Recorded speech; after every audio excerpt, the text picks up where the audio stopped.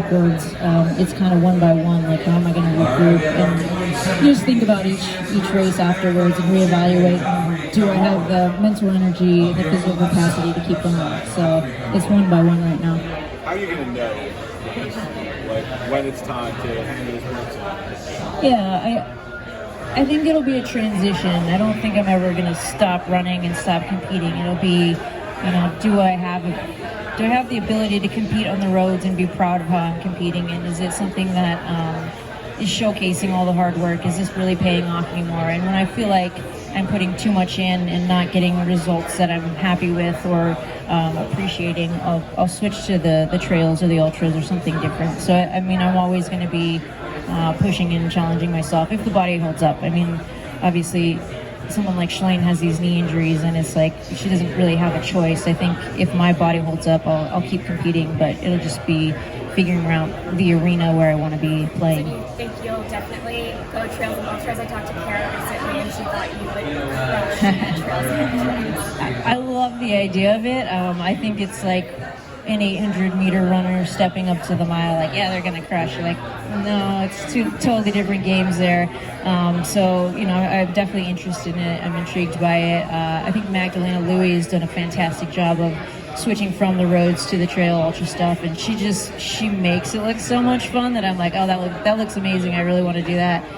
But it might all be a ruse. Like, I get out there and be like, oh, that's horrible. So I think it'll be fun to try a new challenge and just not have that past me to compare myself to. So I think that'll be an exciting thing when I get there. How does your body feel right now? Or do you have any sort of lingering issues that sort of always an issue? Or how do you feel at this age? I feel good.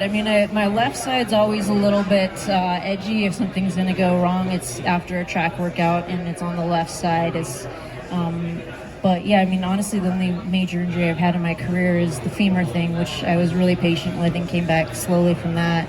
And then in this build-up, it was like really early on, little niggle in the left hamstring, and then it went away in a week. And so I feel good, and I don't want to cut myself short and be like, oh, well, I'm old and on paper I should be done. But everything's holding up well so far. Did anything go wrong in Philly? What happened there? Everything went wrong in Philly.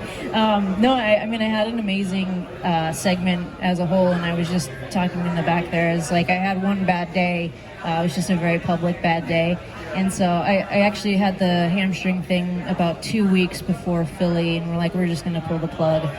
Took a pretty easy mileage week, and then Does it make a difference to you?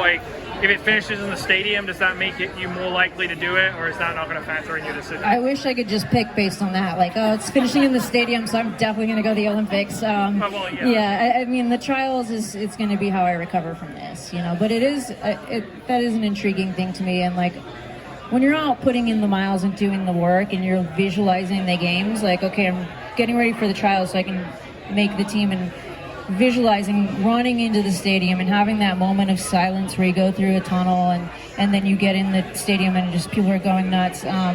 It's a really cool picture to think about, and so it's certainly motivating to a degree.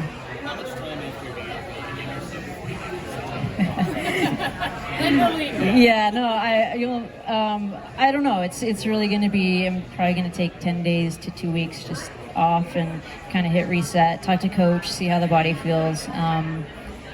I'm not counting it out, but I'm also just not going to put it down. Again, it's one of those races that it's the only thing you put down on paper 4 years out, and then you work backwards, and it's like everything's been teed up for this one race. This is why I ran New York, or this is why I skipped the fall. And it just hasn't been that way this time around. I think after 16, I didn't really know what it would look like 4 years out, so I didn't want to make that the focus. And so I'm certainly not going to change the entire approach now. So it's just, it's going to be a little bit after, and we'll see how the body feels and if I'm healthy.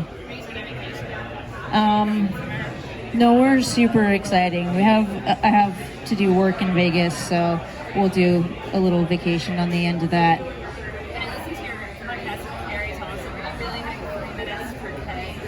I was 3:01. I was like, this must be short. But yeah.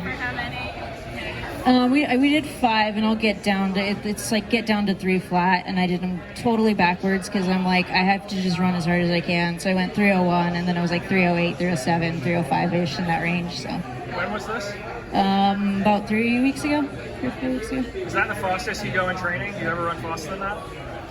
No, I mean, we did 2 miles at marathon pace, 5x, 4x4, and I closed it out in 68 for the 400, so not bad. What's your 400 PR? 59.7 from high school, relay split. Who had the hand on the stop? Couple of watches on it. Okay. Couple of watches on it. 59.7. Des, sorry if you didn't ask about this, I just got here. What are your thoughts on the Nike Vaporflies and that whole situation? Yeah, I mean, mixed thoughts. I think it's an exciting time. It's really cool to see some records being broken, but you have to put them into perspective. And it's a little frustrating to see people in the past who are just getting bumped off lists, but they didn't have access to that. So from the history and the historical point of view, we just have to educate people and make sure they understand something different is happening right now. But I don't know. I mean, technology is going to play a part for sure. I think as a Brooks athlete, it's been fun to see them respond and say, okay, let's get in the game. Let's make something awesome, and not let's just play catch up. They are in the lab going, let's be better. Let's be the best. And so they've worked super hard. And you know, I think it's interesting. I think the shoe is fantastic that Brooks put together. I hate the concept, but I love the shoe. So, I mean, I could go either way. If they banned it tomorrow, I'd be like, great, that's fine too. So are you wearing a different type of Brooks shoe tomorrow or Sunday that you haven't worn in the race, and how is it different? I mean, it's the same thing that we've been working on for a couple years now, and it's just the newest round and the most updated version. Do you feel like it's level playing field against the Nike athletes? Good question. No. I mean, I think every company has a different pace that they're working at, and so we're all obviously behind to begin with. I think the hard part for me is thinking about 2016 and 2017, where you didn't know what you were competing against. You know, the trials we didn't even know that they had that, so that's frustrating. And then you go to the games, and it's like, didn't even know that that's what you were competing against. So at that point, certainly not. And now that it's available, it's everyone playing catch up. So I think we can get there, but also, are they going to put a hard stop against how far this can go, how high the stack can get, so on and so forth. So that'll be interesting to see.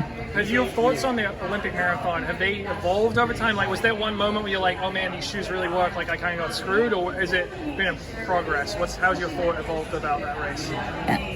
I walked away and I went to, you know, we talked to some Brooks people afterwards, and I remember, and I believe only Shalane and Amy had them at that point for the women's side.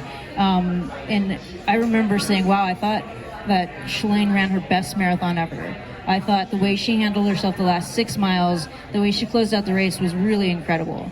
And I don't want to take anything away from that performance, and I still don't know like what the shoe was at that point, but I just walked away and was like, that's pretty impressive. And she got better from there, so I'm really not sure, and it's just a question mark. And you know, she won New York, and she's done a ton of really great stuff, so I don't know if it was the shoes or not, but she's still an incredible athlete, so give her the respect on that one. You say you hate the concept. It's not. I was wondering what you mean by that. If you can elaborate. Yeah, I just think it's kind of going to become, well, it is an arms race, and it should be a foot race. You know, we should find out who the best athlete is and who can cover 26.2 better than the other person, not who has the newest, greatest technology. So, And going off of that, do you have any thoughts about the IAAF potentially regulating the shoes? Do you envision a scenario where that might be necessary? I think there's going to be a certain breaking point where it just gets a little bit too much. I mean, we'll see. I'm not in charge of it, so we'll see what happens. But So what are you wearing on Sunday, and is it widely available to the public? And is it the same concept as the Nike shoe, like whatever carbon fiber thing you need to do or something? yeah, I mean, I'm not sure how much I can say about the Brooks shoe. I've had conversations with them where it's like, is this okay to wear? What's your guys' standing on this? And they're like, yeah, it's absolutely widely available to the public. There's plenty of Brooks athletes out there in that shoe. The technology isn't something that isn't available to the public. So it seems like we're in a good spot, and that's just a conversation I've had with Brooks, and they feel confident about that, and I trust them. So, But if it's like a prototype and it's like, you know, only the pros have it, is that really widely available? the technology is certainly.